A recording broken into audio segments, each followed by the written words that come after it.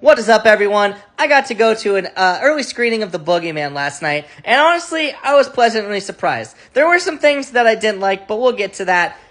This is spoiler-free review, so don't worry. Also, shout out to my friend Zachary. Thank you for the tickets. If you aren't following him, make sure you check him out on Twitter as Filmsy, and you can find him on Letterboxd. Just follow this image here. So I never read the short story from Stephen King, but from what I've gathered and what I've read and heard, is this is essentially placed as a sequel to that story. So, essentially what this movie is about is you have Chris Messina playing the father, you got Sophie Thatcher and Vivian Blair playing the daughters, and they recently just lost their mother, his wife, in a horrible accident, and they're not really dealing with it well. He's kind of keeping to himself, and enter the Boogeyman, who basically feeds on grief and guilt, and the Boogeyman enters when your parents aren't really paying attention to you anymore. The good from this movie, let's start with the monster design.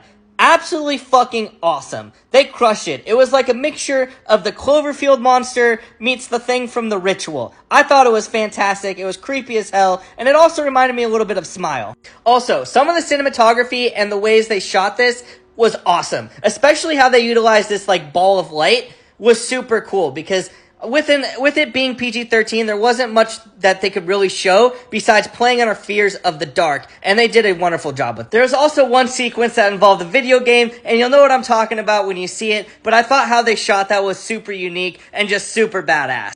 Now for the bad, David Dastmalchian wasn't in it enough. And I also think that they played it a little too safe. I mean, there's so many of the horror tropes we've seen time and time again, and I think maybe if it was rated R, they could have pushed the limits a little bit more. Was it scary? Yes, in some parts. I definitely think it could have been scarier, but I mean, I took my dog for a walk last night, and I had to bring a flashlight with me. At the end of the day, I'm giving it 6 out of 10. It's definitely worth a watch. Make sure you check it out.